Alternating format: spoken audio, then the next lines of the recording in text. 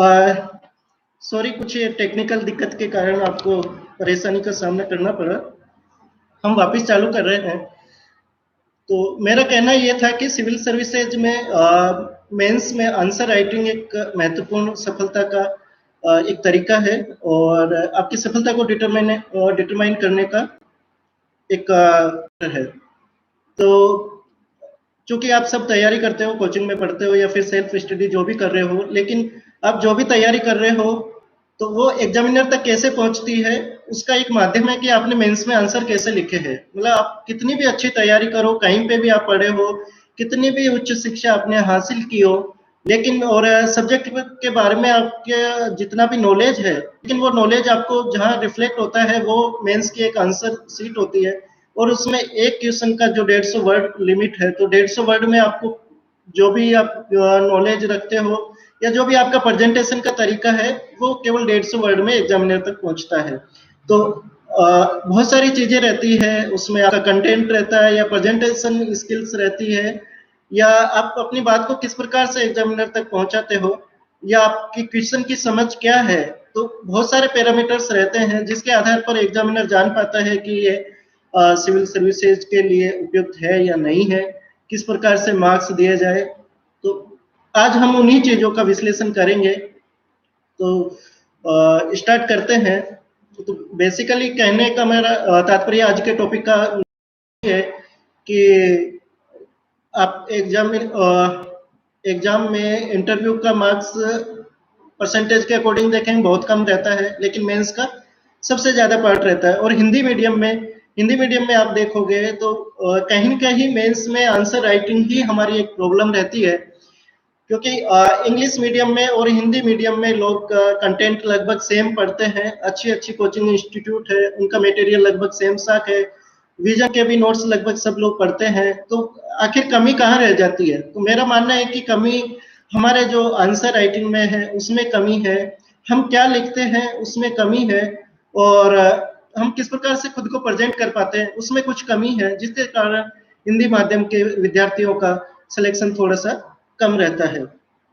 तो मैंने कुछ ब्रॉड एक क्राइटेरिया जो बनाए हैं कि किस प्रकार से मेंस में आंसर राइटिंग ज़्यादा यूजफुल या ज़्यादा अच्छे ढंग से हम कर सकते हैं। तो बेसिकली आंसर कोई सा भी हो या क्वेश्चन को कोई सा भी क्वेश्चन पूछे, आपको आंसर लिखते टाइम कुछ बेसिक चीज़ों का ध्यान रखना चाहिए, जिसमें कि एक तो आपको क्वेश्चन क्या पूछा गया है, फिर आंसर लिखते टाइम पे कुछ पैरामीटर्स हैं, जैसे कि आपका कंटेंट क्या है, आपने किस प्रकार से प्रेजेंटेशन किया है, आप आंसर लिखते टाइम टाइम मैनेजमेंट कर पा रहे हो या नहीं कर पा रहे हो, क्योंकि टाइम मैनेजमेंट के कारण ही आप पूरे पेपर को अटेम्प्ट कर पाओगे सही से। अगर टाइम मैनेजमेंट अगर आपने किया है तो पूरे पेपर अटेम्प्ट कर पाओगे, अदरवाइज कुछ क्वेश्चन आते हुए भी आपके छूट जाएंगे और उसका आपका नकारात्मक परिणाम हो सकता है। तो सबसे पहले अगर हम मेंस में आंसर राइटिंग की बात करें तो सबसे पहली चीज होती है आपकी कंटेंट। तो कंटेंट क्या है? तो कंटेंट पे बेसिकली हम अभी ज्यादा फोकस नहीं करेंगे, क्योंकि कंटेंट आपके प्रिपरेशन पे डिपेंड करता है, आपके कोचिंग इंस्टीट्यूट के मटेरियल्स या फैकल्टीज के ऊपर डिपेंड करता है कि उन्होंने क्या पढ़ाया है और आपने कहाँ से पढ़ा है। तो वो उस पर एक अलग सेशन हो सकता है। बट कंटेंट जो आंसर लिखते टाइम पे जो बेसिक चीजों को ध्यान रखना चाहिए वो मैं बताना चाहूंगा कि जैसे कंटेंट कैसा हो। कंटेंट आपको कंसाइज वे में लिखना और क्रिस्प यानी कि आपको संक्षिप्त रूप में लगभग सभी चीजें जो क्वेश्चन में पूछी गई है उसको समावेशित करना है। और कंटेंट किसके ऊपर डिपेंड करेगा? कंटेंट आपके डिपेंड करेगा क्वेश्चन के ऊपर। तो सिविल सर्विसेज मुख्य परीक्षा में क्वेश्चन सेट करना भी अपने आप में एक चुनौती है। क्वेश्चन बहुत अच्छे क्वेश्चन पूछते हैं जिसमें एक ही क्वेश्चन में कई सारी चीजें समावेशित होती है। तो हमें आंसर लिखते टाइम पे उन चीजों का भी मतलब ब्रॉड वो एक broad map, mind map type का हमें बनाना होता है कि क्वेश्चन में क्या पूछा है, हमें लिखना क्या है। क्वेश्चन में दो तीन चीजें पूछी होती है तो उसको आप अलग अलग ब्रेक कर लो कि वास्तव में पूछा क्या है। तो लिखते टाइम पे आपका एक जो फ्लो बनना रहेगा। तो जैसे कंटेंट का हम क्वेश्चन का हम बात करें तो हम लास्ट में कुछ क्वेश्चंस ले लेंगे तो ये और ज्यादा क्लियर हो जाएगा लेकिन मेरे कहने का मतलब इतना है कि आप क्वेश्चंस को एक बार समझ में नहीं आता है तो 2 बार पढ़ो, पर ट्यूशन अच्छे से पढ़ोगे तो ही आंसर अच्छे से लिख पाओगे। तो और उसी के ऊपर आपका कंटेंट डिपेंड करता है। फिर दूसरी बात होती है कि जैसे कंटेंट लिखते टाइम पे कुछ चीजें ऐसी आती है कि जैसे बहुत सारी चीजें हम इंग्लिश मीडियम में भी पढ़ लेते हैं, जैसे न्यूज़पेपर हुआ या फिर कहीं नोट्स वगैरह, तो वो हिंदी में लिखते समय उसमें थोड़ा सा कंफ्यूजन हो जाता है कि कुछ चीजें वैसी रहती है जो हिंदी शुद्ध हिंदी में अगर लिखने जाए तो वो एग्जामिनर के भी समझ में नहीं। ऐसी स्थिति में मेरा मानना है कि आप इंग्लिश के वर्ड को देवनागरी लिपि में लिख दो तो ज़्यादा अच्छा रहेगा। हालांकि वैसा कुछ नहीं है, बट एग्जामिनर की सुविधा के हिसाब से देखा जाए तो वो ज़्यादा बेटर है कि आप कठिन हिंदी शब्दों को देवनागरी में इंग्लिश में ही लिख दीजिए। ठीक है, जो ऐसी टर्म है जो मतलब हमें लगता है कि वो एग्जामिनर तक पहुंच नहीं पाएगी, तो हमें उसके लिए कोशिश करना चाहिए। दूसरा एक और चीज होता है कि आपको बहुत सारे क्वेश्चंस पर ओपिनियन पूछेंगे या फिर आपके सजेशंस पूछेंगे, और वो क्वेश्चंस वैसे रहते हैं जो थोड़ा पॉलिटिकली कंक्लूजन निकालना थोड़ा सा हमारे लिए हानिकारक हो सकता है। तो ऐसे क्वेश्चंस में हमें पॉलिटिकली न्यूट्रल रहना है, गवर्नमेंट की जो भी स्कीम्स है उसका हमें एनालिसिस करना है। ठीक है, तो ये तो एक बेसिक हो गया। फिर क्वेश्चन में किस प्रकार से हम कंटेंट को प्रभावित करता है इस पर एक बार फिर वापस जाएंगे। तो क्वेश्चंस में बेसिकली कुछ कीवर्ड्स रहते हैं जिनके आधार पर पूरा आंसर डिसाइड होता है। तो वो कीवर्ड्स कैसे होते हैं, जैसे कि कई बार रहता है कि उल्लेख कीजिए, कई बार रहता है कि व्याख्या कीजिए, कई बार रहता है कि टिप्पणी कीजिए, और कई बार लिखा रहता है कि आलोचनात्मक विश्लेषण कीजिए, और कई बार मतलब इसी प्रकार से एक्सप्लेन कीजिए या इस तरीके से व्याख्या कीजिए। तो एक्चुअली जो ये कीवर्ड्स है ये आपके क्वेश्चन को पूरा डिटरमाइन करते हैं, आपके उत्तर लेखन का पूरा एक दिशा निर्धारित करते हैं कि आपको उत्तर किस दिशा में लिखना है, किस हिसाब से लिखना है। तो इसमें अगर इन 3 चीजों को जो कीवर्ड्स है इनको देखा जाए तो इसमें जैसे व्याख्या कीजिए या उल्लेख कीजिए, जैसे एक्सप्लेन, इल्यूसिडेट और एलेबोरेट, तो इनका लगभग सेम सा मीनिंग होता है। आपको जो क्वेश्चन में पूछा है उसको आपको डिटेल्ड लिखकर, विस्तृत लिखकर उसका आपको वर्णन करना होता है। हाँ, हिंदी में एक वर्णन भी शब्द आता है, तो उसको आपको डिटेल वर्णन करना है, उसमें कोई आलोचना नहीं लिखनी है, पॉजिटिव चीज तो हमें लिखनी ही होती है। तो बेसिकली उसमें किसी भी एक टॉपिक को जो भी क्वेश्चन में पूछा है उसका विस्तृत वर्णन करना है, जो भी घटनाएं उससे रिलेटेड है या इवेंट्स या जो भी फैक्ट्स उससे रिलेटेड है उन सबको मेंशन करना है। ठीक है, और कुछ क्वेश्चंस वैसे रहते हैं जिसमें कीवर्ड्स रहता है कि क्रिटिकली एग्जामिन और क्रिटिकली एक्सप्लेन, इस तरीके से, यानी कि आलोचनात्मक विश्लेषण कीजिए। तो आलोचनात्मक विश्लेषण का तात्पर्य यह होता है कि आपको उस क्वेश्चन में जो पूछा गया है उसमें कुछ कमियां भी है, कुछ अच्छाई भी है, यानी कि प्रोज एंड कॉन्स, तो दोनों प्रोज एंड कॉन्स को आंसर में आपको सम्मिलित करना है।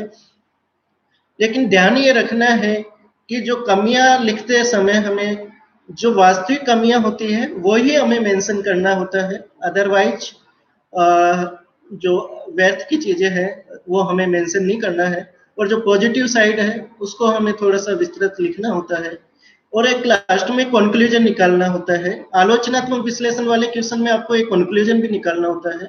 तो जब कंक्लूजन आप निकालोगे तो वो थोड़ा ऑप्टिमिस्टिक यानी कि आशावादी या कहे कि थोड़ा पॉजिटिव होगा तो ज्यादा बेटर रहेगा।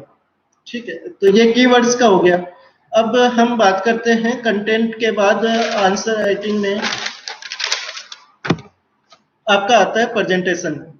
तो एक्चुअली प्रेजेंटेशन अगेन जो हमने शुरुआत में बात कही थी, जो भी पढ़ाई करते हो, जो भी तैयारी करते हो, आप 15 घंटे पढ़ते हो या 18 घंटे या जो भी पढ़ाई कर रहे हो, जहां से भी आप पढ़ रहे हो, तो उसको आप एग्जामिनर तक पहुंचाने का एक तरीका है आपका आंसर। तो उसको आप प्रेजेंटेशन में आपको उस हिसाब से हमें अपना क्वेश्चन आंसर लिखना है कि एग्जामिनर हमारी सब बातें समझ जाए और उसको मतलब अच्छे मार्क्स देने के लिए मजबूर हम बना दें। तो बेसिकली इसको एक तरीके से देखा जाए, थोड़ा लॉजिकली सोचे तो सिविल सर्विसेज एग्जाम वैसी एग्जाम होती है जो कि भारत में टॉप सर्विसेज में इसके माध्यम से चयन होता है। तो कोई भी अगर हम टॉपिक ले, मतलब कोई भी जैसे मीटिंग में आपको कोई रिपोर्ट प्रस्तुत करनी है, या फिर आपको कुछ आपके एरिया में कुछ समस्या है, उसके आधार पर कुछ रिपोर्ट बनानी है और उसके आधार पर कुछ स्कीम्स गवर्नमेंट को चालू करनी है। तो आपकी जो रिपोर्ट एक्सप्लेन, यानी कि उस रिपोर्ट को अगर कोई पढ़े तो उससे सब कुछ एक्सप्लेन हो जाना चाहिए कि आपके जिस एरिया में आप कलेक्टर हो या डीएम हो, उस एरिया में समस्याएं क्या है और समस्याओं को समाधान के लिए क्या क्या विकल्प है, कौन सा विकल्प सर्वोत्तम अच्छा है। तो इस तरीके से हमें रिपोर्ट जो सेल्फ एक्सप्लेनेटरी, यानी जो जिसमें सब कुछ चीजें क्लियर हो जाए, उस तरीके की रिपोर्ट बनाते टाइम हम जो सावधानी बरते हैं उसी प्रकार का हमें आंसर लिखना है। डिटेल में आंसर को कम से कम वर्ड्स में कैसे लिखें, हम इस पे बात करेंगे। बस धीरे धीरे हम आगे बढ़ते हैं।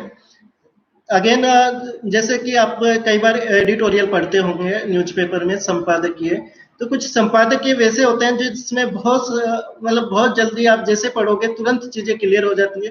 कुछ संपादकीय वैसे होते हैं जो थोड़े मतलब इंटरप्रेट करने में थोड़ा सा समय लग सकता है। तो हमारा आंसर वैसा होना चाहिए कि सिविल सर्विसेज एग्जाम की जो प्रकृति है, जो नेचर है, उसको देखते हुए एग्जामिनर तुरंत उसको अच्छे से इंटरप्रेट कर ले, चीजें क्लियर हो ताकि अच्छे से अच्छे नंबर मिल जाए। ठीक है, तो जो प्रेजेंटेशन है उसको लेके हम कुछ चीजें ध्यान में रखना चाहिए। जैसे कि आप कोई भी आंसर लिखो सिविल सर्विसेज मेंस में, खासकर सामान्य अध्ययन में और वैकल्पिक जो आपका विषय है उसके उत्तर लिखते समय, तो उसमें आपको बेसिकली आंसर लिखते टाइम या आंसर लिखते समय तीन चीजों का ध्यान रखना चाहिए। सबसे पहला आंसर का पार्ट होता है प्रस्तावना यानी भूमिका। फिर आपको जो क्वेश्चन में पूछा है वो मेन बॉडी यानी पूरा कंटेंट, एंड लास्ट में आपको लिखना है कंक्लूजन। इन तीन चीजों को अगर आप ध्यान में रखोगे तो आपका आंसर अच्छा लिखा जा सकता है।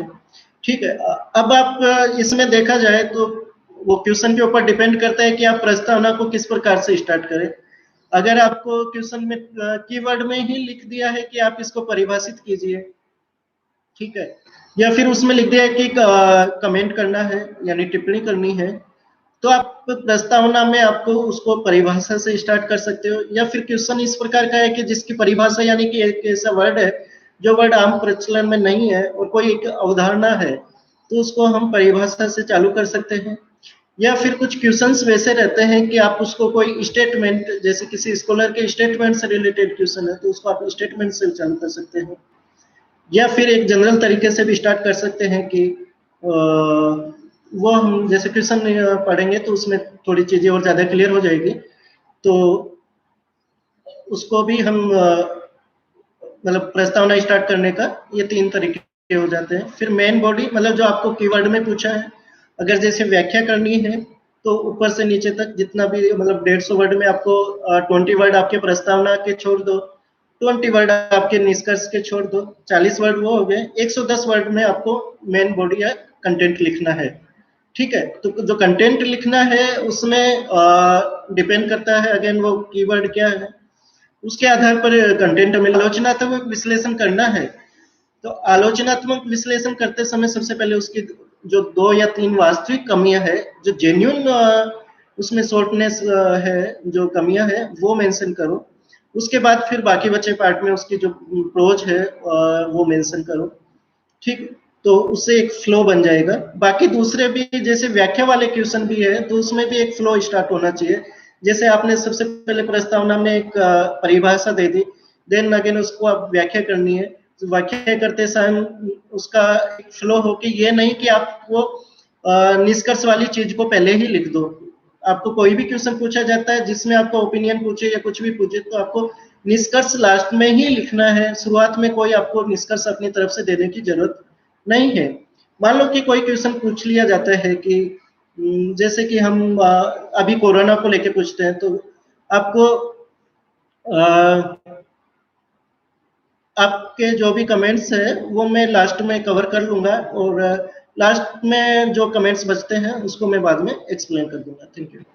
तो उसमें जैसे कोरोना को लेकर भारत की तैयारियों का आलोचनात्मक विश्लेषण ही आ जाता है। तो वैसे तो हमारी तैयारियां विश्व में सर्वश्रेष्ठ स्तर की है, बट सपोज इस तरीके का कोई क्वेश्चन आ जाता है तो हमें क्या जेन्युइन कमियां दिखती है वो पहले लिखनी है।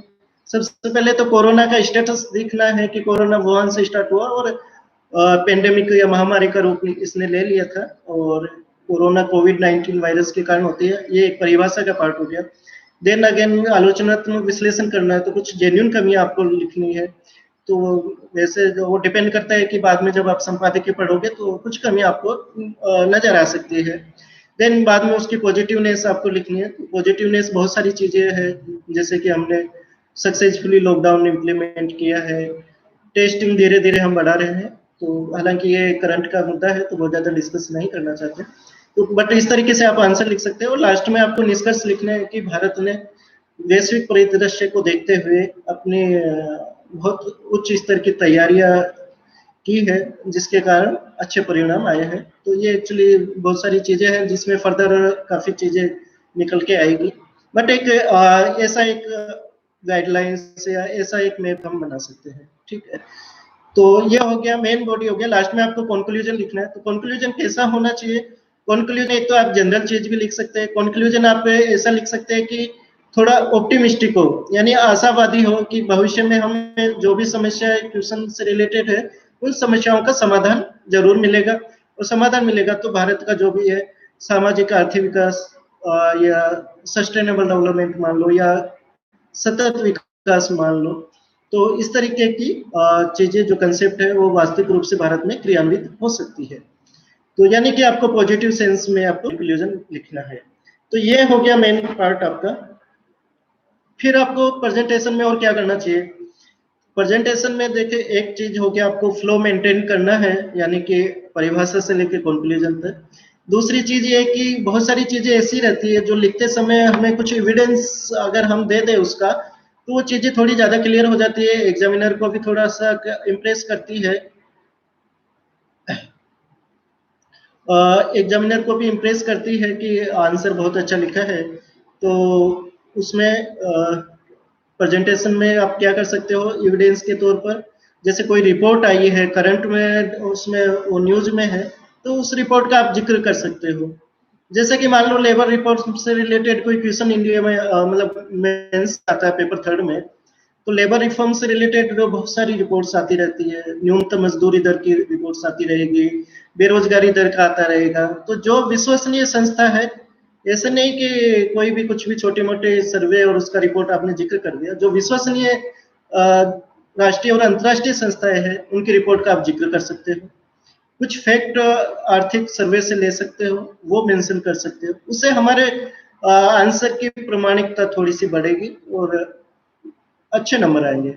ठीक है, और क्या कर सकते हैं? और हम अपने आंसर को बेस्ट बनाने के लिए डायग्राम्स और फ्लो चार्ट का यूज कर सकते हैं। डायग्राम्स और फ्लो चार्ट ऐसी चीज है जिसमें आप कम शब्दों में बहुत सारा आप उत्तर का पार्ट शामिल कर सकते हैं, और अपने आंसर में और दूसरी एक्स्ट्रा चीजें भी आप इन्वॉल्व कर सकते हैं या डाल सकते हैं, जिससे कि बिना वर्ड लिमिट का उल्लंघन किए आप ज्यादा से ज्यादा चीजें आंसर में लिख सकते हैं और उसका भी अच्छे नंबर आएंगे। अब जैसे आप फ्लो चार्ट और डायग्राम कहाँ यूज कर सकते हैं? तो जैसे पेपर फर्स्ट लेते हैं, पेपर फर्स्ट में फर्स्ट पार्ट है history and art and culture. ठीक है, तो उसमें डायग्राम की बहुत कम संभावना है, लेकिन आप फ्लो चार्ट यहाँ यूज कर सकते हैं। ठीक है, जियोग्राफी, जियोग्राफी में आपको जितने भी क्वेश्चन आते हैं सब में आपको डायग्राम यूज करना है। इंडिया का कोई भी क्वेश्चन आता है, इंडिया का मैप बनाया और वो मेंशन कर दो। जैसे कि किसी साल में एक क्वेश्चन आया था कि प्रवाल भित्ति के ऊपर जलवायु परिवर्तन का क्या प्रभाव पड़ा है, या फिर आपको उदाहरण सहित उसको मेंशन करना है। तो प्रवाल भित्ति के ऊपर क्या प्रभाव पड़ेगा जलवायु परिवर्तन का? तो प्रभाव किस तरीके से पड़ेगा? एक तो समुद्री तापमान में वृद्धि होगी, समुद्री तापमान में वृद्धि होगी तो कोरल ब्लीचिंग होएगा, कोरल ब्लीचिंग होएगा तो फिर कोरल नष्ट हो जाएंगे और प्रवाल भित्ति धीरे धीरे खत्म हो जाएगी। तो देन आपको इसका उदाहरण भी देना है। तो उदाहरण देना है तो अगर करंट का उदाहरण दे तो जो ग्रेट बैरियर रीफ है ऑस्ट्रेलिया के ईस्टर्न और नॉर्दर्न ईस्टर्न पार्ट में, तो उसका आप एग्जांपल दे सकते हो। अभी रिसेंट में भी कुछ रिपोर्ट्स आई है या आर्टिकल मैंने पढ़ा था जिसमें कि अगेन उसमें इश्यू वही आ रहा है कि जो टेम्परेचर की वजह से काफी ज्यादा उसको नुकसान पहुंच रहा है। तो आप ऑस्ट्रेलिया का मैप बना के उसके साइड में एक ग्रेट बैरियर रीफ, मतलब ईस्टर्न और नॉर्दर्न ईस्टर्न पार्ट में जहाँ पे वो सिचुएटेड है, तो वहाँ पे ग्रेट बैरियर रीफ का आप बना सकते हो। ठीक है, तो एक वो हो गया। या फिर इंडिया में जो भी इंडिया से रिलेटेड जो भी क्वेश्चन पूछते हैं तो उस इंडिया का मैप बनाया और उसमें वो क्वेश्चन मतलब आंसर का पार्ट आप डाल सकते हो। ठीक है, पेपर 2 में पॉलिटिकल जो पार्ट है, कॉन्स्टिट्यूशन एंड इंडियन पॉलिटी, उसमें बहुत ज़्यादा आप डायग्राम तो यूज कर नहीं सकते हो, फैक्ट और फ्लो चार्ट आप यूज कर सकते हो। लेकिन जो इंटरनेशनल रिलेशन वाला जो पार्ट है उसमें आप डायग्राम यूज कर सकते हो। उसमें पूछ लिया जाता है, मान लो कि कुछ जैसे कि भारत का मौसम प्रोजेक्ट क्या है, तो उसको आपको लिखना है तो क्या आ जाता है, आपको हिंद महासागर के तटीय देशों का एक मैप बना दो, मतलब इंडिया से स्टार्ट करके इधर इंडोनेशिया थाईलैंड तक एंड इस तरफ अफ्रीकन कॉन्टिनेंटल का एक मैप बना के और उसको 2-4 कंट्री का नाम लिख दो। या फिर आपको स्ट्रिंग ऑफ पल्स पूछ लिया जाता है, तो स्ट्रिंग ऑफ पल्स के तहत चाइना ने कहाँ का पोर्ट डेवलप किए हैं, तो वो सेम मैप बना के उसमें जैसे जहाँ जहाँ पोर्ट डेवलप किए हैं वहां पे आप उनको डिनोट कर दो। So,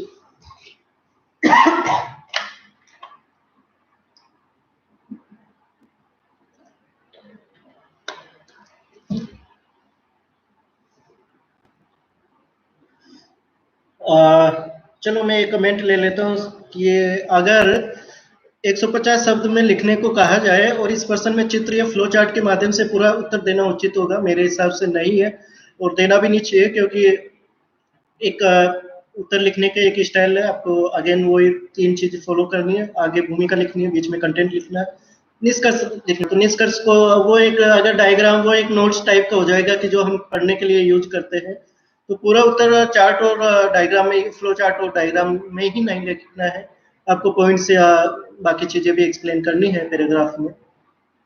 लेकिन अगर आप आंसर लिख रहे हो, लास्ट में आपको पता चला कि 2 मिनट बच रहे हैं और एक क्वेश्चन पूरा लिखना है, तो लास्ट में लिखते समय वैसे ही स्पीड कम हो जाती है। ऐसे समय आप क्या करोगे, अगर पैराग्राफ लिखने लगोगे ज्यादा से ज्यादा 5 लाइन आप लिख सकते हो। लेकिन अगर एक चार्ट या डायग्राम आप बना सकते हो जिसमें मैक्सिमम आंसर की चीजें लिख सकते हो, तो मेरे हिसाब से लिख देना। उसमें परिभाषा, मतलब जैसे भूमिका में 1 लाइन लिख दो, बाद में जो आंसर का मेन कंटेंट है वो पूरा फ्लो चार्ट और डायग्राम में मेंशन कर दो और 1 लाइन में निष्कर्ष लिख दो। ऐसे समय में यूज किया जा सकता है, बट जनरली आपको पूरा आंसर फ्लो चार्ट और उसमें नहीं लिखना है। ठीक है, तो प्रेजेंटेशन में एक चीज ये आ गई कि आपको एक तो आंसर किस तरीके से लिखना है फ्लो में, प्रेजेंटेशन सॉरी आपको आंसर फ्लो में लिखना है, फिर आपको डायग्राम और फ्लो चार्ट यूज करना है। और क्या हम इस कर सकते हैं, रिपोर्ट्स आपको मेंशन करनी है या डाटा फैक्ट वगैरह आपको लिखने हैं। ठीक है, और क्या हम इसमें कर सकते हैं, हाँ प्रेजेंटेशन में एक बहुत सारों का हो सकता है कि कमेंट भी आया हो कि पॉइंट फॉर्मेट में या फिर पैराग्राफ में, तो इस पे आते हैं। तो एक्चुअली वैसे कोई फिक्स रूल नहीं है कि आपको पॉइंट्स में लिखना है या पैराग्राफ में ही लिखना है।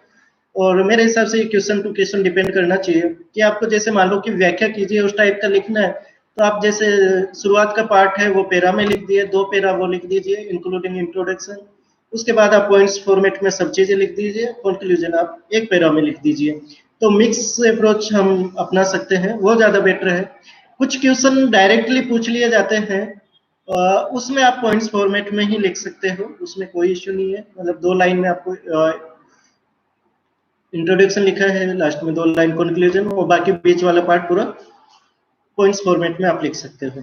ठीक है, तो बेसिकली हमें मिक्स अप्रोच लगानी चाहिए।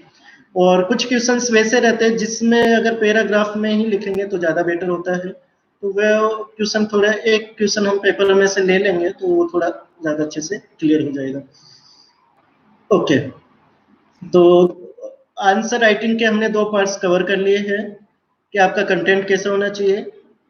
आपका कंटेंट प्रामाणिकता पे बेस्ड होना चाहिए, पॉलिटिकली मोटिवेटेड नहीं होना चाहिए, और जितना अच्छा कंटेंट आप डालोगे, जितने अच्छे वर्ड्स आप डालोगे उतना ज़्यादा बेटर रहेगा।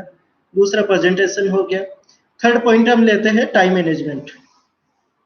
ठीक है, तो टाइम मैनेजमेंट को हम देखें तो टाइम मैनेजमेंट सबसे ज़्यादा इम्पोर्टेंट है।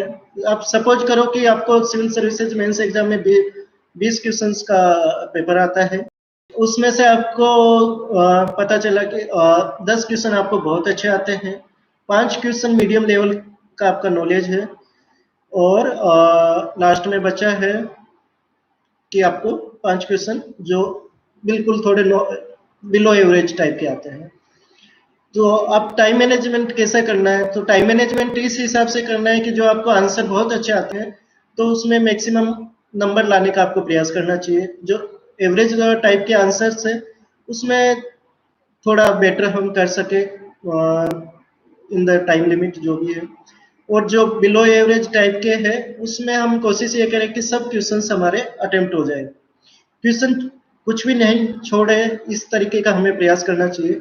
क्योंकि सिविल सर्विसेज एग्जाम में एक चीज आप नोटिस करना कि एक्सेप्शनल ही कोई क्वेश्चन होगा जिसका आपको पता नहीं होगा, अदरवाइज आपको उसके रिलेटेड कुछ न कुछ नॉलेज जरूर होगी। क्योंकि हम इतनी चीजें पढ़ लेते हैं ना कि किसी एक टॉपिक पे अगर ऐसे लिखने को बोला जाए तो 2000 शब्द भी उस पर हम लिख सकते हैं, और उस पर हम 100 शब्दों में उसका आंसर भी लिख सकते हैं, या 150 शब्द में। तो नॉलेज आपको कहीं ना कहीं नॉलेज होगा। अगर कोई फैक्चुअली ही ऐसा क्वेश्चन पूछ लिया जाता है जिसका आपको बिल्कुल ही नॉलेज नहीं है, तो बिल्कुल अंधे में तीर नहीं चलाए तो भी ठीक है।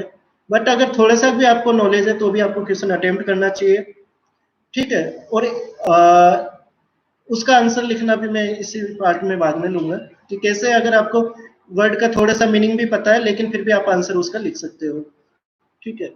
तो सबसे पहले हम लेते हैं कि टाइम मैनेजमेंट कैसे किया जाए। तो इसके लिए ये है कि आपको पहले एक तो मेंस एग्जाम से पहले आंसर राइटिंग की प्रैक्टिस करनी है।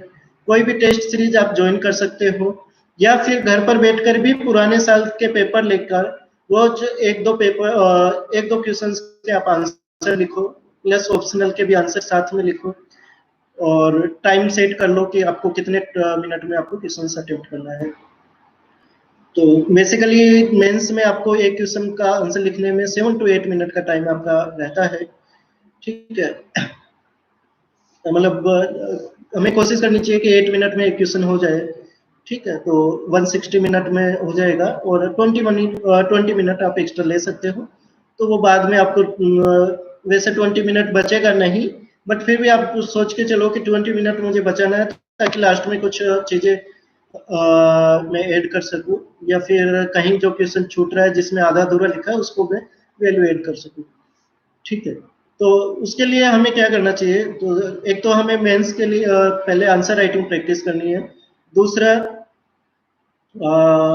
आंसर लिखते समय हमें यह ध्यान रखना चाहिए कि कौन से क्वेश्चन को पहले अटेम्प्ट करें, कौन से को बाद में करें, और टाइम को किस प्रकार से हैंडल करें। तो बेसिकली आप शुरुआत में अच्छे क्वेश्चंस जो है, जो आपको अच्छे से आते हैं, तो पहले पेपर आप पढ़ लीजिए, जो अच्छे से आते हैं उसको टिक कर लीजिए, उनको शुरुआत में आप अटेम्प्ट कर लीजिए, ठीक है। तो उसमें अच्छे नंबर मिलने की ज्यादा गुंजाइश रहेगी। बाद में आप बीच बीच में टाइम, जो मैं करता था वो चीज मैं आपको बता रहा हूँ कि मैं कैसे करता था। और दूसरी एक चीज ये भी है कि जो पेपर के स्टार्टिंग के जो फर्स्ट टू थर्ड क्वेश्चन है उसको आप शुरुआत में लिखो। शुरुआत में थोड़ा सा स्पीड कम रहती है, क्योंकि वो प्रैक्टिकली थोड़ा सा रहता है कि शुरुआत में 1-2 मिनट आपको आंसर लिखने में ज्यादा ही लगेगा, तो शुरुआत में स्पीड कम रहती है। बट जो शुरुआत के क्वेश्चन है फर्स्ट सेकंड थर्ड, अगर आपको उसमें अच्छे से लिख लिया तो एक एग्जामिनर के ऊपर भी एक साइकोलॉजिकली पॉजिटिव इफेक्ट उसके ऊपर जाएगा, ठीक है। तो ये कर लिया, देन आपको बीच में टाइम देखना है कि मैं किसी क्वेश्चन का आंसर लिखने में बहुत ज्यादा टाइम तो नहीं ले रहा हूँ। और दूसरा ये करना है कि आपको जो वर्ड लिमिट दे रखी है 150 वर्ड्स की, तो आप कोशिश करो कि 150 से अबव जाते टाइम 170 से अबव तो जाना ही नहीं है, और 100 शब्दों में भी उसको अगर आंसर आता है तो 100 शब्दों में भी खत्म नहीं करना है। यानी कि 100 से लेके 170 वर्ड तक आपको उसमें कोशिश करनी है। बेस्ट तो ये होगा कि हम 150 से 170 के बीच में हर क्वेश्चन का आंसर लिखने की कोशिश करें, ठीक है। तो ऐसा भी नहीं है कि भावुक होकर हम मान लो कि एक ऐसा क्वेश्चन आ जाता है उस टॉपिक के बारे में आपने बहुत कुछ पढ़ा है, बहुत सारे कंसेप्ट पढ़े हैं, बहुत सारी चीज़ें मटेरियल से आपने नॉलेज गेन किया है और उस क्वेश्चन को लेकर आप भावुक हो गए और 170 की जगह लिख दिया आपने 270।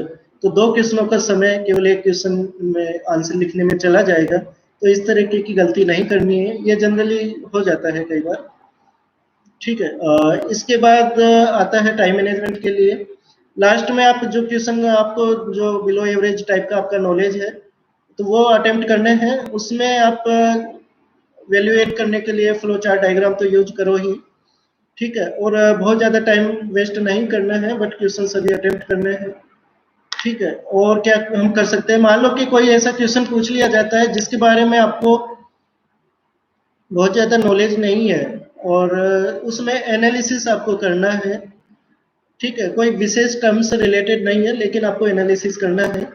मान लो कोई स्कीम्स है, स्कीम से रिलेटेड क्वेश्चन पता है आपको, बस इतना सा पता है कि ये स्कीम किस सेक्टर के लिए है, यानी कि ये स्कीम वुमेन और चाइल्ड डेवलपमेंट के लिए है या फार्मर्स के लिए है या फिर और किसी वाटर के लिए है, वाटर पोल्यूशन, या फिर जो भी चीज़ें किस सेक्टर के लिए है, इलेक्ट्रिसिटी है।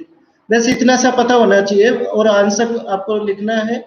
उसमें आप एक कुछ चीज़ें कवर कर सकते हो, जैसे उस स्कीम्स के लाने का पर्पज क्या होगा, आप थोड़ा सोच के लिख सकते हो।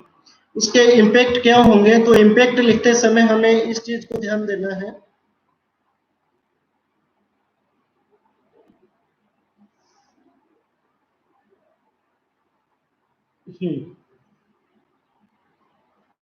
राइटिंग में कैसे सुधार हो सकता है और एमपीटीसीएस के आंसर्स में राइटिंग का कितना महत्व है, ये चीज़ भी हम इसी में कवर करेंगे। तो मैं कह रहा था कि जब क्वेश्चन आपको ऐसा पूछ लिया जाता है जिसके बारे में आपको बहुत ज़्यादा नॉलेज नहीं है लेकिन फिर भी आप उसको अटेम्प्ट कर सकते हो, तो आपको थोड़ा सा भी अगर उसके बारे में पता है तो भी आप आंसर लिख सकते हो। जैसे स्कीम्स का मैंने बताया कि स्कीम्स किस सेक्टर से है, इतना आपको पता है तो भी आप उसका इंट्रोडक्शन लिख सकते हो कि उसका प्रयोजन क्या हो सकता है, पर्पज क्या है। और इम्पैक्ट लिखते समय उसका सोशल इम्पैक्ट क्या होगा, पॉलिटिकल इम्पैक्ट क्या होगा, इकोनॉमिक इम्पैक्ट क्या होगा, इन्वायरमेंटल इम्पैक्ट क्या होगा। ये 5 चीजें अगर हम आंसर में सम्मिलित कर लेंगे तो हमारा आंसर लगभग पूरा हो जाएगा।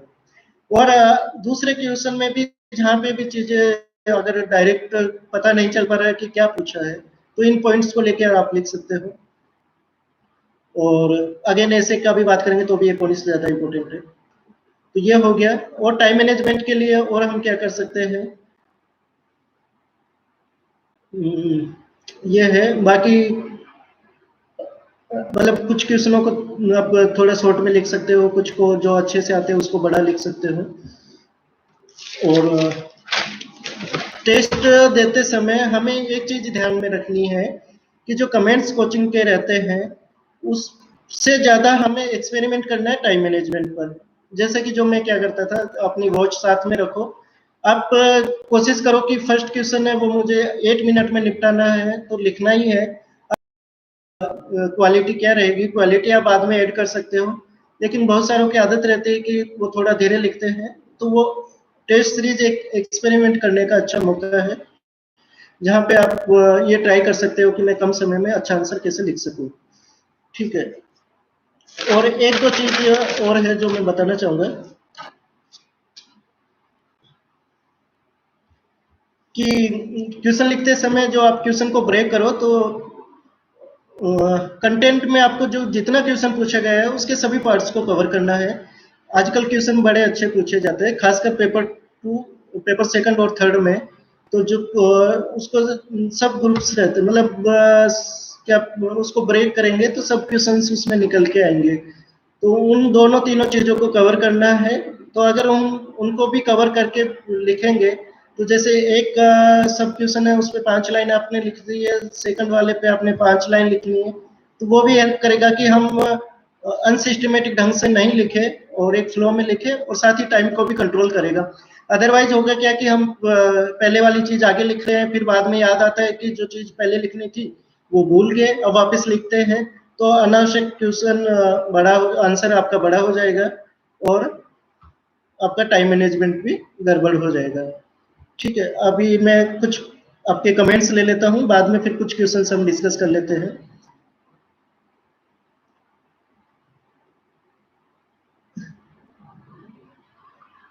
कम से कम शब्दों में आंसर लिखने का मैंने तरीका ही बता दिया कि आपको क्वेश्चन बार-बार रीड करना है और सेम चीज़ आपको फॉलो करनी है। एंड स्पीड कैसे इंक्रीज़ करें, तो स्पीड इंक्रीज़ करने का वही है कि जो घर पर बैठकर आप आंसर राइटिंग का प्रैक्टिस कर सकते हो और स्टॉप वॉच के साथ में भी कर सकते हो कि 7-8 मिनट में आपको आंसर लिखना है। तो हैंड राइटिंग पे ज़्यादा मत जाना, शुरुआत में बिगड़ेगी और आंसर जब आप मेंस में एग्जाम में बैठ के लिखोगे एग्जाम हॉल में, तो लास्ट वाले क्वेश्चनों में तो हैंड राइटिंग का पता नहीं कहाँ से कहाँ चला जाता है।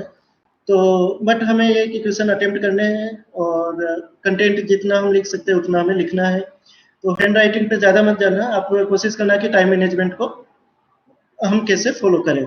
ठीक है, केस स्टडी और ऐसे राइटिंग टिप्स दीजिए। केस स्टडी और ऐसे राइटिंग को हम बाद में लेते हैं, केस स्टडी को हम अभी ले लेते हैं। तो जीएस में और स्पेशली पेपर फोर्थ में कुछ क्वेश्चंस वैसे रहते हैं जिसमें आपको एग्जांपल्स लिखने होते हैं, उसमें आप केस स्टडी लिख देंगे तो हमारा आंसर बेस्ट हो जाएगा। जैसे कि आपको किसी स्कीम से रिलेटेड लिखना है, मान लो कि आपको एक क्वेश्चन पूछ लिया जाता है गवर्नेंस वाले टॉपिक में कि भारत में जो सरकार द्वारा प्रायोजित जितनी योजनाएं चलाई जा रही है उनको अच्छी तरीके से क्रियान्वित करने के लिए आप क्या क्या सुझाव देना चाहेंगे, या इस टाइप से कुछ क्वेश्चन पूछ लिया जिसमें आपको ओपिनियन पूछी जा रही है education of the policy. Then आपको केस स्टडी उसमें लिखनी है, उसके लिए न्यूज़पेपर सबसे बेस्ट है, न्यूज़पेपर के आर्टिकल्स और कुछ केस स्टडी आपको आती है कि जैसे आईआईपीए की जनरल्स वगैरह, हालांकि बहुत स्पेसिफिक नहीं जाना है, बट न्यूज़पेपर सबसे बेस्ट है। अभी जैसे आपको अभी का हम देखते हैं कि जब कोरोना चल रहा है तो अलग अलग डिस्ट्रिक्ट में अलग अलग चीजें यूज में ली जा रही है। जैसे कि आपने एक चीज देखा होगा कि कोरोना में लोगों को अवेयर करने के लिए पुलिस ने कितने तरीके के अपने माध्यम यूज किए हैं। जैसे छत्तीसगढ़ और एमपी में भी कहीं पुलिस वालों ने बहुत अच्छे गाना गाकर लोगों को अवेयर किया है कि आप घर में रहिए, लॉकडाउन को फॉलो कीजिए। ये एक केस स्टडी हो सकती है और ये पेपर फोर में यूज करने का सबसे बेस्ट केस स्टडी है। तमिलनाडु में लोगों ने कोरोना का एक कुछ बना के पुतले टाइप के वो उन्होंने सिटी में घुमाया था। बाकी जगह पे भी सिंगिंग प्लस डांसिंग या फिर थ्रू वीडियो और बहुत सारे माध्यम से लोगों को अवेयर किया था। ये केस स्टडी हो सकता है। या फिर किसी डिस्ट्रिक्ट में किसी पॉलिसी को लेके, जैसे भूमि सुधार लैंड रिफॉर्म्स को लेके बहुत सारे डिस्ट्रिक्ट में अच्छी अच्छी योजनाएं चलाई जा रही है, वो हमें न्यूज़पेपर से मिल जाएगी और हम केस स्टडी वहां से लिख सकते हैं। ये केस और ऐसे में बहुत अच्छा नंबर दिलाने में सहायक हो सकती है। एडिटोरियल का भी नोट्स बनाना होता है क्या? तो एक किसी का कमेंट भी है कि हम अपने इनपुट से यानी सोचने का कैसे वो बढ़ाए। तो मैं कहता हूँ कि एडिटोरियल आपका बेस्ट है। आपको इन्फॉर्मेशन चाहिए, उसका एनालिसिस करना आपको खुद को आना चाहिए। और एनालिसिस करना खुद को कैसे आएगा? जब तक हम एडिटोरियल पढ़ेंगे यानी डिफरेंट स्कॉलर्स के विचार जानेंगे तो धीरे धीरे हम खुद भी उसका एनालिसिस करना सीख जाएंगे। तो एडिटोरियल सबसे बेस्ट है। आप किसी भी अच्छे न्यूज़पेपर्स के, जैसे इंग्लिश में द हिंदू या इंडियन एक्सप्रेस बेस्ट है, हिंदी में आपके जो भी न्यूज़पेपर है राजस्थान पत्रिका का एडिटोरियल या दैनिक भास्कर का या फिर जनसत्ता का, इन तीनों का बेस्ट है। वहां से आप एडिटोरियल पढ़ लिए। एडिटोरियल में नोट्स आप बना सकते हो, केवल जो इंपॉर्टेंट फैक्ट्स उसमें मेंशन कर रखें, जैसे वो रिपोर्ट्स को मेंशन करते हैं या फिर कुछ फैक्ट्स ऐसे रहते हैं जो हमें पता नहीं होता लेकिन वो एडिटोरियल में पढ़ते टाइम नोटिस आता है तो हम उसको अपने नोट्स में शामिल कर सकते हैं। ठीक है, निबंध को मैं बाद में करता हूँ। आलोचनात्मक विश्लेषण में पॉइंट में लिखना है या पैरा में, या पहले नकारात्मक बिंदु लिखे या सकारात्मक, थोड़ा विस्तार में बताया जाए। तो आलोचनात्मक विश्लेषण में मेरा कहने का ये है कि स्टार्ट अगेन आप इंट्रोडक्शन लिखना है 2 लाइन का, तो वो एक पैरा टाइप का ही हो जाता है। उसके बाद आप पॉइंट्स फॉर्मेट में ले लीजिए, पहले आप उसकी थोड़ा कमियां लिख दीजिए, जो जेन्युइन कमियां हैं वो लिख दीजिए, पॉइंट फॉर्मेट में लिख लीजिए। देन अगेन आप उसके पॉजिटिव चीजें लिख लीजिए, वो पॉइंट फॉर्मेट में लिख लीजिए। आपको लास्ट में कंक्लूजन लिखना है, देन कंक्लूजन एक पैरा ही हो जाता है 3 या 4 लाइन का। ठीक है, तो मिक्स अप्रोच आपको फॉलो करनी है। क्या सभी प्रश्नों में तीनों घटक होने चाहिए? एक्चुअली मेरा मानना है कि जैसे अगर आप इस सिस्टमेटिक वे में आंसर लिखोगे तो बहुत अच्छे नंबर ला सकते हो। अगर कोशिश करनी चाहिए कि मैक्सिमम आंसर में हमें इसको फॉलो करना चाहिए। फिर भी कुछ क्वेश्चन डायरेक्टली पूछ ली जाएंगे, जैसे कि मान लो पूछ लिया जाता है कि आप कोई सी भी स्कीम से है ना, उसकी विशेषताएं पूछ ली जाती है।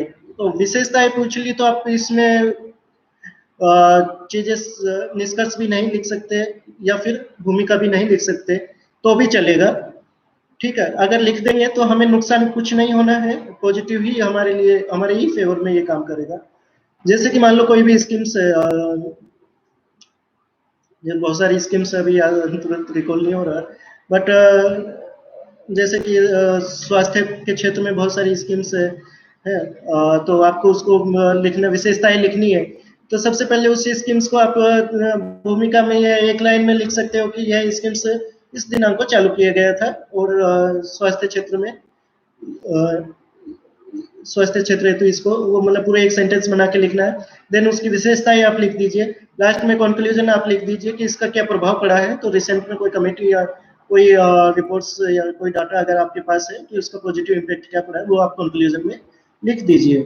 ठीक है, तो वो दोनों चीजें कवर होगी। अगर नहीं लिखोगे, सीधे विशेषताएं लिख दोगे तो भी चलेगा।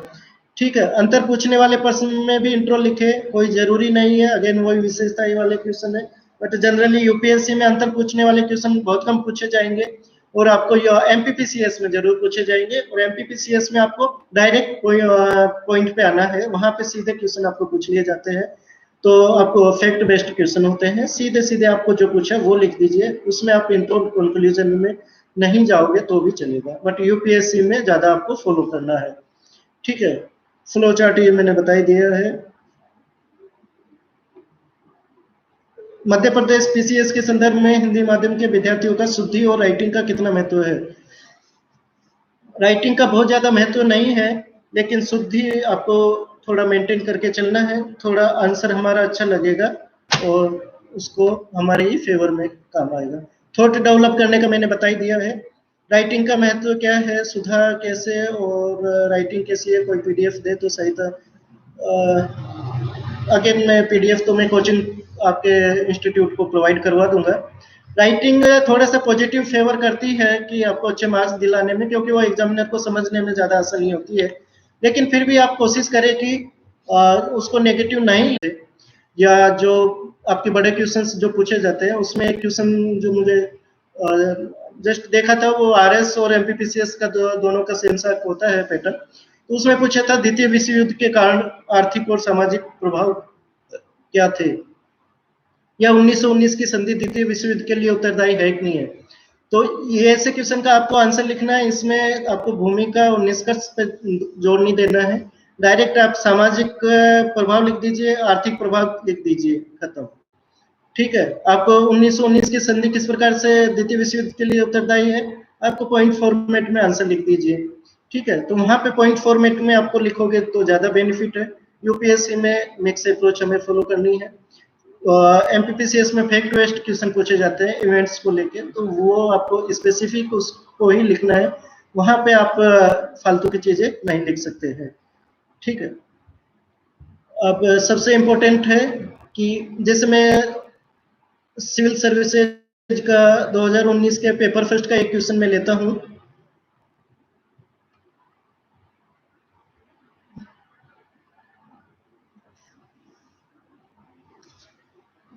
क्वेश्चन है कि 1857 का विप्लव ब्रिटिश शासन के पूर्ववर्ती 100 वर्षों में बार बार घटित छोटे एवं बड़े स्थानीय विद्रोह का चरमोत्कर्ष था।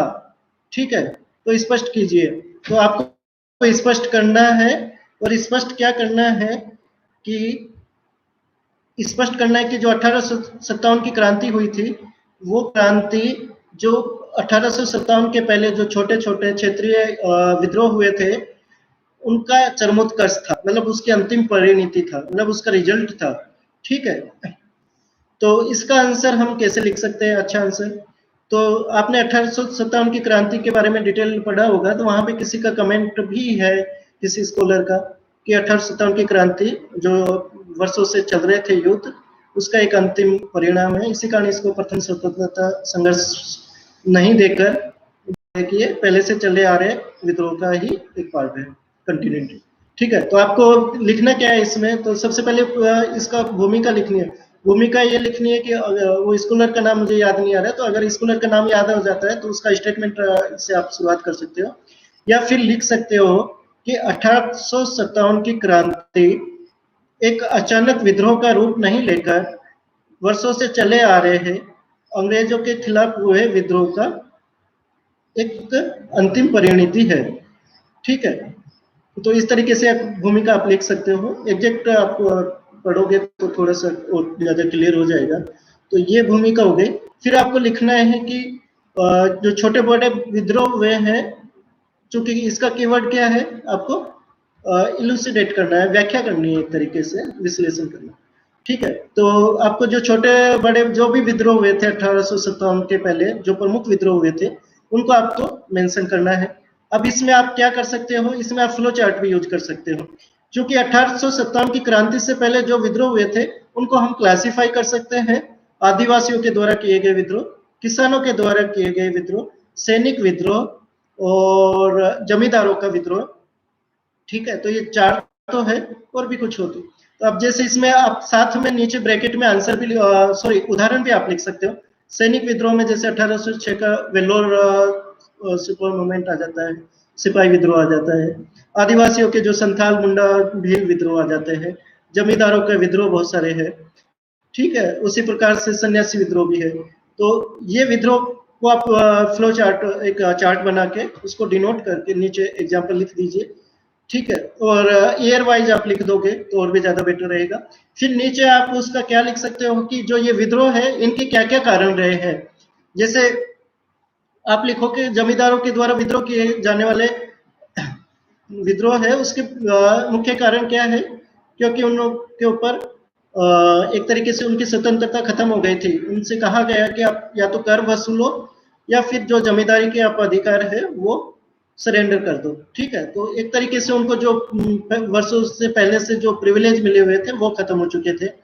आदिवासियों के द्वारा विद्रोह किए गए थे। अगेन वो आदिवासियों का वही था कि उनके इलाके में, उनके क्षेत्रों में अंग्रेजों ने अपनी पहुंच बढ़ा दी थी।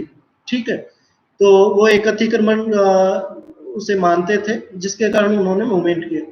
ठीक है, और सैनिक विद्रोह, सैनिकों के खिलाफ जो भेदभाव हो रहे थे धार्मिक आधार पर या रंग भेद के आधार पर, या फिर उनको जो सुविधाएं नहीं मिल रही थी उनके आधार पर सिपाही ने विद्रोह किया, वो अभी आप आंसर में मेंशन कर सकते हो।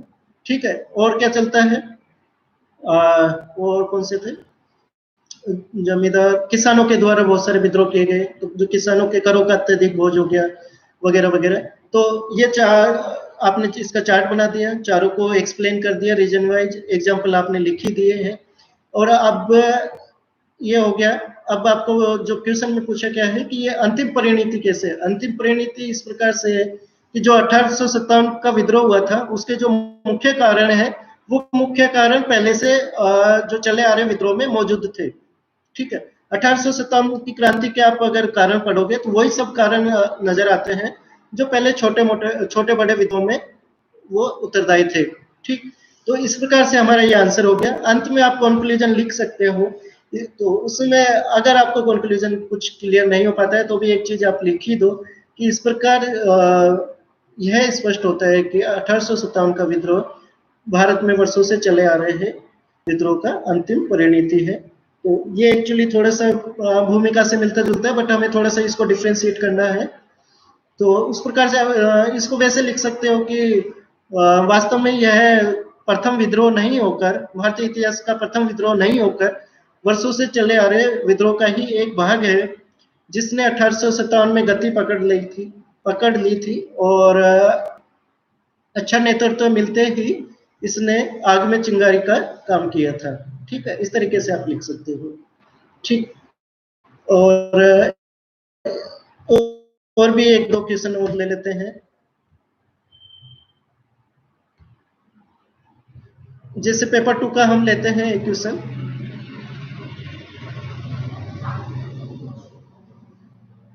क्वेश्चन नंबर 2 हम ले लेते हैं। फर्स्ट आपको पता ही होगा, केंद्रीय प्रशासनिक अधिकरण जिसकी स्थापना केंद्रीय सरकार के कर्मचारियों द्वारा या उनके विरुद्ध शिकायतों एवं परिवादों के निवारण हेतु की गई थी, ठीक है, ये एक स्टेटमेंट हो गया। आजकल एक स्वतंत्र न्यायिक प्राधिकरण के रूप में अपनी शक्तियों का प्रयोग कर रहा है, व्याख्या कीजिए। अगेन ये व्याख्या वाला क्वेश्चन है। तो आप सबसे पहले आपको इसको इंट्रोडक्शन में लिखना है कि जो केट है, केट की स्थापना कौन से आर्टिकल के तहत हुई है। तो केट की स्थापना आर्टिकल 251 और ए में की गई है, 251 285 सॉरी 285 ए में की गई है के तहत, और प्रशासनिक अधिकरण एक्ट 1985 के तहत की गई है। ये आप इंट्रोडक्शन में लिख दिया है। फिर ये पूछ रहे हैं कि जो केट है, केट का रोल है कि जो केंद्रीय सिविल सेवक होते हैं उनके भर्ती और नियुक्ति से रिलेटेड वादों को निपटाना होता है, वो भी आप थोड़ा सा मेंशन कर सकते हैं। ठीक है, बाद में फिर वो कह रहा है ट्यूशन में कि जो केट है वो एक स्वतंत्र प्राधिकरण के रूप में कार्य कर रहा है। ठीक है, तो आपको ये इसको व्याख्या करनी है। तो फर्दर आपको जो फैक्ट या एविडेंस आपको देना है और लिखना है कि ये कैसे स्वतंत्र प्राधिकरण के रूप में काम में कर रहा है। तो केट है कि होती है, हम जैसे हम कहते हैं कि न्यायपालिका भारत में स्वतंत्र है, तो स्वतंत्र किस प्रकार से है कि कार्यपालिका के ऊपर डिपेंड नहीं है। तो स्वतंत्र नियुक्तियां हो गई है, स्वतंत्र इसका बजट हो सकता है। ठीक है, जो भर्ती रूल्स होते हैं, यानी कि जो सदस्य नियुक्त किए जाते हैं उनको हटाने का क्या तरीका है, वो प्रोविजंस आप इसमें डाल सकते हो। ठीक है, और जो कार्य प्रणाली है उसको लेकर किसी का हस्तक्षेप होता है या नहीं होता है, वो आप डाल सकते हो। फिर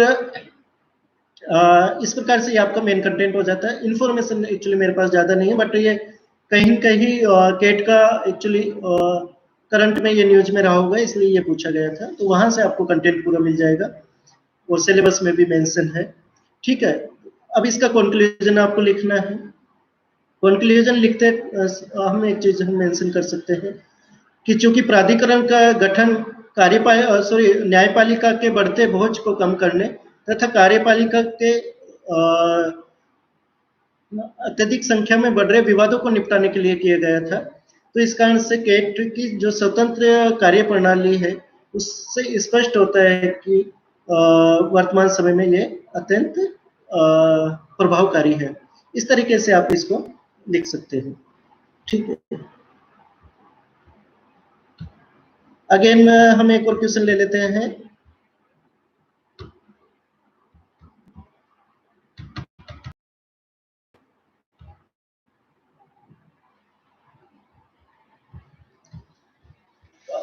एक और चीज, जो क्वेश्चन हिंदी में मीडियम से जो एग्जाम देते हैं उनके लिए, कि आप क्वेश्चन को इंग्लिश में भी पढ़े, क्योंकि कई बार जो क्वेश्चन का ट्रांसलेशन में होता है वो ट्रांसलेशन ऐसा होता है कि वो इंग्लिश में कुछ अलग होता है, हिंदी में कुछ अलग होता है। तो हिंदी के साथ साथ इंग्लिश में भी आपको क्वेश्चन पढ़ना है। तो ऐसा एक बार मेरे साथ हो चुका है, वो क्वेश्चन भी मैं बता देता हूँ कि 2013 में एक क्वेश्चन आया था। 2013 में एक क्वेश्चन आया था कि भारतीय अर्थव्यवस्था में सुधार, कृषि उत्पादकता और गरीबी उन्मूलन के बीच इस संबंध स्थापित कीजिए। ठीक है, पेपर थर्ड का क्वेश्चन है कि भारतीय अर्थव्यवस्था में सुधार, कृषि उत्पादकता और गरीबी उन्मूलन के बीच संबंध स्थापित कीजिए। लेकिन इसका इंग्लिश आप पढ़ोगे तो वो बिल्कुल अलग है। Establish relationship between land reforms, agricultural productivity and elimination of poverty in the Indian economy. ठीक है, आगे क्वेश्चन का दूसरा पार्ट और है, बट जो अर्थव्यवस्था में सुधार है वो हिंदी में लिखा हुआ है, इंग्लिश में लिखा हुआ है उसकी जगह लैंड रिफॉर्म्स। तो ये क्वेश्चन मेरा गलत हुआ था, इसलिए मैं आपसे कह रहा हूँ कि आप इंग्लिश में भी इसको पढ़ें। ठीक है, जल्दीबाजी में आप इस तरीके की गलतियां मत करना। ये 10 नंबर का क्वेश्चन था, तो आपका पूरा आंसर ही गलत हो जाएगा। ठीक, तो एक क्वेश्चन में पेपर थर्ड का भी ले लेता हूँ। जैसे पेपर थर्ड में है कि how far is integrated farming system helpful in sustaining agricultural production. ठीक है, यानी कि एकीकृत कृषि प्रणाली किस सीमा तक कृषि उत्पादन को संधारित करने में सहायक है। ठीक है, तो एकीकृत कृषि प्रणाली, तो इस क्वेश्चन का आंसर हम स्टार्ट करते समय एकीकृत कृषि प्रणाली को हम परिभाषित करके दे सकते हैं। एकीकृत कृषि प्रणाली बेसिकली क्या होती है, जिसमें कि बहुत सारी चीजें जो जैसे फर्टिलाइजेशन, इरिगेशन और जो भूमि को जोतना वगैरह, वो एक सिस्टमेटिक वे में की जाती है, और स्पेसिफिक डेफिनेशन आप जो भी पढ़ोगे वो डेफिनेशन आप मेंशन कर दो। फिर पूछा है कि एकीकृत जो कृषि प्रणाली है वो कृषि उत्पादन को किस प्रकार से सॉरी प्रकार से सस्टेनिंग एग्रीकल्चरल प्रोडक्शन में हेल्पफुल हो सकती है। तो आपको इसको पॉइंट फॉर्मेट में लिख सकते हो कि किस प्रकार से यह एग्रीकल्चर सस्टेनिंग एग्रीकल्चरल प्रोडक्शन को प्रोत्साहित कर सकती है। तो जो इंटीग्रेटेड एग्रीकल्चरल एक्टिविटी है उसके जो बेनिफिट्स लिखोगे, जो उसमें आपका ऑर्गेनिक भी आ जाएगा, उसमें फर्टिलाइजेशन का रेशनल यूज भी आ जाएगा, उसमें आप रिसोर्स का जो बेस्ट ऑप्टिमम यूटिलाइजेशन भी आ जाएगा, जो भूमि प्रदूषण होता है उसका समाधान भी इसमें आ जाएगा। तो इस प्रकार से इसका आंसर आप लिख सकते हो। लास्ट में आप लिख सकते हो कि जो इसके बेनिफिट है वो आपने सस्टेनेबल एग्रीकल्चर प्रोडक्टिविटी को लिख दिया है। लास्ट में आप कंक्लूजन इसमें आप ऐसा लिख सकते हो कि अगर ऐसी कोई स्कीम्स है तो उसके स्कीम्स के एग्जीक्यूशन को लेकर लिख सकते हो। अगर स्कीम्स नहीं है तो क्योंकि वो डिपेंड करता है, कई स्टेट में हो सकता है हो, तो अगर ऐसी स्कीम्स नहीं है तो आप लिख सकते हो कि एक सजेशन दे सकते हो कि इस प्रकार की पॉलिसी को लाया जाना चाहिए ताकि मैक्सिमम एग्रीकल्चर प्रोडक्शन हो सके, और भुखमरी के साथ साथ पर्यावरण को भी ध्यान में रखकर सस्टेनेबल एग्रीकल्चरल एक्टिविटी को प्रोत्साहित किया जा सके। ठीक है, अब एक और पार्ट में ले लेता हूं कि जो पेपर 4 था आपका नीति शास्त्र एथिक्स का, उसको आंसर लिखते समय कुछ अलग हमें सोचना चाहिए या अलग तरीके से हम लिख सकते हैं। उसमें जैसे पेपर का 2 पार्ट होता है। पेपर का सेकंड पार्ट केस स्टडी रहता है, फर्स्ट पार्ट थ्योरेटिकल रहता है जिसमें बहुत सारी परिभाषाएं आपको पूछी जाती है। तो फर्स्ट पार्ट, इसका आंसर लिखते समय मैं एक चीज बताना चाहूंगा कि आप जो फर्स्ट पार्ट है जिसमें आपको फैक्चुअल परिभाषाएं आपसे पूछी जाती है, थ्योरेटिकल पार्ट है, उस स्टडी से लिंक करो। यानी कि आप केस स्टडी क्या है, एक तरीके के एग्जाम्पल्स है, एक तरीके की सिचुएशंस है जो आपको प्रोवाइड की जाती है, उस पर आपको डिसीजंस लेने हैं। तो यानी कि जो थ्योरेटिकल पार्ट है उसमें आप कुछ लाइव एग्जाम्पल आप दे सकते हो। अगर आपको लाइव एग्जाम्पल नहीं मिलते हैं तो आप अपने एक सिचुएशन बनाकर भी एग्जाम्पल दे सकते हो। ठीक है, जैसे कि मान लो कि आपको लाइव एग्जाम्पल देना है तो आप यूटिलाइजेशन का एग्जाम्पल दे सकते हो। यूटिलाइजेशन का यानी उपयोगितावाद का जो एग्जाम्पल है वो क्या हो सकता है, यानी कि जो मैक्सिमम लोगों के बेनिफिट में हो। तो ऐसे की क्या चीज है जो मैक्सिमम लोगों के, तो करंट में कोरोना के बहुत सारे एग्जाम्पल्स हम मिल जाएंगे। ऐसा ही एक एग्जांपल जैसे कि मान लो कि एक जर्मनी, आई थिंक जर्मनी में एक वृद्ध महिला ने वेंटिलेटर को यूज करने से मना कर दिया था, और उन्होंने डॉक्टर से कहा था कि जो यंग किसी को जरूरत है तो उसको आप दीजिए। तो वो एक बहुत अच्छा एग्जांपल हो सकता है कि उसका जो इंटरप्रिटेशन है वो आप कर सकते हो कि उसने क्यों यंग लोगों को वेंटिलेटर देने का अपना सलाह दी थी, क्योंकि यंग वर्कफोर्स है वो किसी भी कंट्री के लिए इम्पोर्टेंट होता है। जिसकी 80 साल उम्र हो चुकी है वो मान चुकी है कि मेरा कंट्रीब्यूशन उतना नहीं होगा जितना यंग लोगों का होगा। तो ये एक एग्जांपल आप दे सकते हो, यूटिलाइजेशन में भी दिखा सकते हो इसको, और dedication towards the nation contribution या नेशन बिल्डिंग में आप दिखा सकते हो। ठीक है, तो थ्योरेटिकल पार्ट में आपको सिचुएशंस और एग्जांपल हर क्वेश्चन में डालना है। ठीक है, अगर लाइव एग्जांपल हो तो ज्यादा बेटर है, अगर लाइव एग्जांपल नहीं हो तो आपको सिचुएशन बना के डालना है। जैसे परानुभूति, परानुभूति इम्पैथी, इम्पैथी का आपको एग्जांपल्स आपको लिखना है। तो आपको कुछ याद नहीं आता है तो एक सिचुएशन बना के डाल दो कि मिस्टर एक्स है वो किसी विभाग में काम कर रहा है। ठीक है, तो बेसिकली इम्पैथी क्या होती है, इम्पैथी में आप सिंपैथी तो दिखाते हो बट उसको इन एक्शन भी आप कन्वर्ट करते हो। तो किसी डिपार्टमेंट में आप नियुक्त हो, कर्मचारी हो, ठीक है, आप डील करते हो कि जो वृद्धावस्था पेंशन योजना को आप एग्जीक्यूट करने में महत्वपूर्ण जिम्मेदारी निभाते हो। ठीक है, कोई वृद्ध महिला वहां पर आती है कोई वृद्ध महिला वहां पर आती है, उसके पास डॉक्यूमेंट्स नहीं है लेकिन उसको जरूरत है अपनी पेंशन की, क्योंकि उसके पास कोई इनकम सोर्स नहीं है और ना ही कहीं से उसको खाने को पर्याप्त मिल रहा है। तो और अगर आप उसी तरीके से रेड टेपेज में या कहोगे कि आप रूल बेस्ड ज्यादा करोगे तो वो कभी पेंशन प्राप्त नहीं कर पाएगी। तो उसको आपको थी के रूप में आपको एग्जाम्पल यूज करना है, तो आप क्या कर सकते हो कि आपको रूल्स का भी वायोलेशन नहीं करना है, लेकिन वृद्ध महिला को भी आपको सपोर्ट करना है। तो क्या कर सकते हो आपकी आप एक काम कर सकते हो कि जो दूसरे विभाग है जो उसके प्रमाण पत्र या दस्तावेज तैयार करते हैं, वहां पर आप कांटेक्ट कर सकते हो, या फिर आप किसी ऑफिस के किसी कर्मचारी को व्हीकल में जो व्हीकल है उसके साथ वृद्ध महिला को भेजकर उस ऑफिस में जो भी संबंधित अधिकारी कर्मचारी है उसे आप कोऑर्डिनेट करके उसके दस्तावेज जल्दी ही तैयार करवा ले। ठीक है, तो दोनों काम हो जाएगा, रूल्स का भी वायलेशन नहीं होगा और वृद्ध महिला को भी सहायता मिल जाएगी। तो इस तरीके की वही आप सिचुएशन बना के आप एग्जांपल दे सकते हो। जो एथिक्स का सेकंड पार्ट है केस स्टडी वाला, उसमें आप फर्स्ट पार्ट यानी थ्योरेटिकल पार्ट को यूज करना है, यानी कि सिचुएशन आपको दी हुई है, आपको डिसाइड करना है, आपको डिसीजन लेना है, आपको वहां पे ऑप्शंस बताने हैं कि कौन से इसमें कौन कौन से ऑप्शंस होते हैं, हो सकते हैं, कौन सा ऑप्शन ज्यादा बेटर होगा।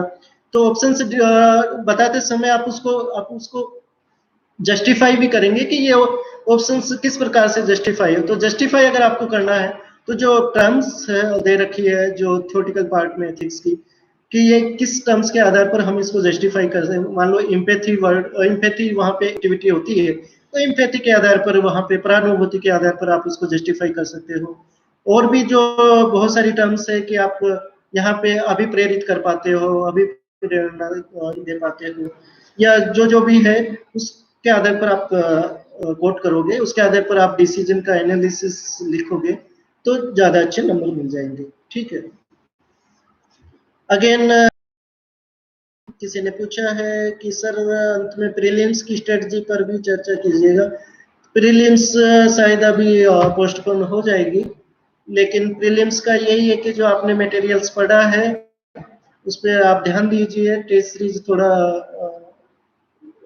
प्रैक्टिस कीजिए, ताकि आपको जो एग्जाम्स में गलती होती है वो नहीं होगी, टाइम मैनेजमेंट आप प्रॉपर कर पाएंगे।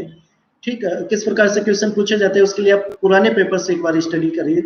ठीक है, जो आपने पढ़ा है उसका बार बार आप रिवीजन कीजिए। तो मतलब बेसिक यही है। शॉर्ट नोट्स कैसे बनाने चाहिए, क्योंकि नोट्स में हम ज्यादा पॉइंट लिखते हैं ताकि एग्जाम में याद आ जाए, तब शॉर्ट नोट्स में कैसे और कितना लिखे। तो एक्चुअली शॉर्ट नोट्स बहुत यूजफुल हो सकता है, ये बहुत ही अच्छा आइडिया है। और मैंने बहुत हर चैप्टर के यानी कि हर सिलेबस के हर पार्ट के शॉर्ट नोट्स बना रखे थे, क्योंकि जो भी एग्जाम आपकी हो, आज जैसे आज एक पेपर है, आगे कल दूसरा पेपर है, तो आपको बहुत ज्यादा चीजें पढ़नी नहीं है, लेकिन एक बार आप शॉर्ट नोट्स को आप रिवाइज कर सकते हैं। शॉर्ट नोट्स में आप क्या चीजें कवर कर सकते हो, उसमें आप डायग्राम के थ्रू पूरे टॉपिक को कवर कर लीजिए, वो एक रिवीजन में बहुत हेल्पफुल होगा। या फ्लो चार्ट में आप पूरा टॉपिक कवर कर लीजिए, बहुत मतलब पूरे उसको कवर कर लेगा। ठीक है, इस तरीके के शॉर्ट नोट्स आप बना लीजिए ताकि लास्ट में रिवीजन करने में सहायता मिलेगी।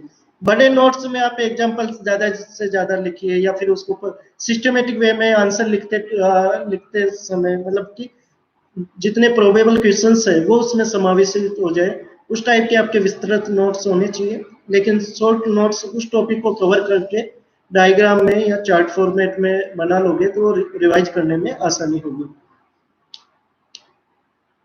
राइटिंग कैसी होनी चाहिए, राइटिंग जैसी भी होगी वो ज़्यादा बेटर है, मतलब बहुत ज़्यादा आपको ध्यान नहीं देना है। राइटिंग पे बहुत ज़्यादा आपको ध्यान मतलब एक्चुअली क्या, जैसे राइटिंग बहुत ज़्यादा इंप्रूव अब नहीं होने वाली है, मेरा बेसिक ये मानना है। थोड़ा बहुत आप इंप्रूव कर सकते हो कि एग्जामिनर को बस राइटिंग इतनी बुरी नहीं होनी चाहिए कि एग्जामिनर को कुछ समझ में नहीं आए, बस उसको समझ में आ जाए, तो जब तक कोई नकारात्मक प्रभाव आपके आंसर्स पे नहीं पड़ेगा। लेकिन अगर आपने इतना गंदा लिख दिया है कि वो कुछ समझ में नहीं आ रहा है, तो थोड़ा सा उसका नेगेटिव इम्पैक्ट पड़ेगा, थोड़ा सा, बहुत ज्यादा उसका नेगेटिव लेने की जरूरत नहीं है। कंटेंट आपका मोस्ट इंपोर्टेंट होता है, आपको डायग्राम फ्लो चार्ट यूज करके भी आपको एक्सप्लेन कर सकते हैं, तो ज्यादा बेटर रहेगा। ठीक है, कोई पीडीएफ दीजिए तो पीडीएफ मैं आपके इंस्टीट्यूट को प्रोवाइड करवा दूंगा। एक मुझे कमेंट्स आया था कि थॉट डेवलप कैसे करें। तो एक्चुअली थॉट डेवलप करने का देखो, आप कोई सा भी टॉपिक लो, एक टॉपिक के लिए फैक्ट्स होते हैं और उसका एनालिटिकल मतलब विश्लेषणात्मक उसकी सामग्री रहती है। कोई भी टॉपिक लो, टॉपिक का पहले फैक्ट्स देख लो कि क्या है। जैसे मान लो कि हम अगेन मैं करंट का ही ये टॉपिक ले लेता हूँ कि मान लो कोरोना का हम टॉपिक ले, तो ये इसके बारे में आपको सिविल सर्विसेज के लिए कोरोना काफी सारी चीजों, काफी सारे टाइप से ये क्वेश्चन में पूछा जा सकता है। जैसे कि ग्लोबल पेंडेमिक है, तो पहले भी बहुत सारी पेंडेमिक आई है, ठीक है। तो एक इवेंट्स के रूप में भी हम देख सकते हैं कि पुरानी पेंडेमिक से अभी तक हमने मैनेजमेंट में क्या सीखा है, वो एक पूछ सकते हैं, ठीक है। तो पहले हम कोरोना का थॉट्स डेवलप करने के लिए पहले इसका फैक्ट्स देख लेते हैं कि कोविड-19 वायरस क्या होता है, किस प्रकार से ये फैलता है, वो चीजें हमें सब कुछ पता चल ही चुका है, ठीक है। कहाँ से स्टार्ट हुआ है, कहाँ फैला, कितने लोग डैमेज किया, वो बहुत ज्यादा इंपॉर्टेंट नहीं होता है, बट बेसिक नॉलेज के लिए आपको चाहिए। फिर इसका एनालिटिकल अप्रोच आपको मतलब आपको थॉट बढ़ानी है, तो आप इसको देखो कि इसके एक तो कि कारण कौन कौन से हैं। कारण बहुत सारी कंस्पिरेसी थ्योरी भी चल रही है, बहुत सारी चीजें हैं, ठीक है। तो इसमें कारण देखा जाए तो थोड़ा सा आप एडिटोरियल पढ़ोगे तो बहुत सारी चीजें क्लियर हो जाएगी कि जो ये जंतुओं से मनुष्य में फैलने वाले वायरस है, तो ऐसे कौन कौन से वायरस होते हैं, कौन कौन सी महामारियां ऐसे वायरस के कारण आ चुकी है, तो इस टाइप से हो गया। तो भविष्य में हम क्या करें, तो वो आपको अपने आप थोड़ा डेवलप थॉट डेवलप हो जाएगा। उसके अलावा देखिए ये पेंडेमिक है, तो आपदा प्रबंधन का हमारा जो पेपर थर्ड का सिलेबस है उसमें मेंशन है। तो आपदा प्रबंधन में किस प्रकार से आपदा प्रबंधन करें, तो जो आप डिफरेंट न्यूज आप पढ़ रहे हो कि किसी डिस्ट्रिक्ट में क्या फॉलो किया है क्वारंटाइन के लिए, किसी ने स्कूल को किया है, अवेयरनेस करने के लिए क्या क्या इनोवेटिव तरीके यूज किए हैं, तो वो सब आप देखोगे तो अपने आप आपका माइंड भी सोचने लगेगा कि और क्या हम कर सकते हैं। आप अपने मोहल्ले गली मोहल्ले में देखो, तो वहां पे आप पता कर सकते हो कि इस प्रकार से इसको बेटर मैनेजमेंट किया सकता है। फिर आप उसमें आप पेंडेमिक के जो इफेक्ट्स है वो आप आपके क्वेश्चन में आ सकता है। तो आप जो डिफरेंट न्यूज पढ़ रहे हो कि मजदूर किस प्रकार से लॉकडाउन में फंसे हुए हैं, किस प्रकार से उनकी जो रोजगार है वो चला गया है, खाने के लिए पैसे नहीं है, ठीक है, किस प्रकार से उनके लिए श्रमिक ट्रेनें अब चलाई जा रही है, रास्ते में किस प्रकार से वो पैदल जा रहे थे, ठीक है। बहुत सारे इंसिडेंट ऐसे भी हुए कि रास्ते में ही दुर्भाग्य से किसी की मौत भी हो गई है। तो ये सारी चीजें आपकी थॉट्स डेवलप करने में हेल्प करेगी। तो बेस्ट ये है कि आप एडिटोरियल पढ़े, संपादकीय पढ़े, न्यूज सुने, ठीक है। अच्छे डिस्कशन अगर आपको सुनना है, राज्यसभा टीवी के कुछ डिस्कशन होते हैं जैसे हिंदी में देश देशांतर, जहाँ पे अच्छे चीजें अच्छे स्कॉलर्स आते हैं, विशेष करके एक उनका प्रोग्राम रहता है जिसमें किसी एक इंसिडेंट को लेकर पूरा वो डिस्क्राइब करते हैं, तो वो सुन सकते हो, वहां से आपकी थॉट डेवलप होगी। और थॉट डेवलप अगर स्टार्टिंग में आपकी होगी तो बाद में फिर आपको कोई दिक्कत नहीं है, आप किसी भी टॉपिक पे कुछ भी लिख सकते हो, ठीक है। ऑप्शनल के लिए बाद में कभी दूसरा सेशन लेंगे। तो कुल मिला के ये है। और एक चीज लास्ट में मैं ब्रीफ करना चाहता हूँ कि सिविल सर्विसेज एग्जाम बहुत प्रैक्टिकल एग्जाम है, जहां पर आप बहुत आसानी से सिलेक्शन ले सकते हो। इसमें बहुत ज्यादा पढ़ना यानी 18 घंटे पढ़ना या 15 घंटे पढ़ने से ज्यादा मैटर करता है कि आपकी क्वालिटी क्या है, किस प्रकार से आप पढ़ते हो। और सबसे बेस्ट है कि आप एग्जाम में क्या लिख रहे हो, आपने कितना भी पढ़ लिया हो, लेकिन एग्जाम में आपने लिखने की अप्रोच अगर सही नहीं है तो आपको रिजल्ट मिलने में देरी हो सकती है, ठीक है। तो ये सब है, बाकी आपकी क्वेरीज अगर कोई हो आपके इंस्टीट्यूट के माध्यम से भिजवा देना, मैं कोशिश करूंगा कि थ्रू मैसेज और थ्रू नेक्स्ट सेशन हम इसको कवर कर सकते हैं। धन्यवाद, थैंक यू।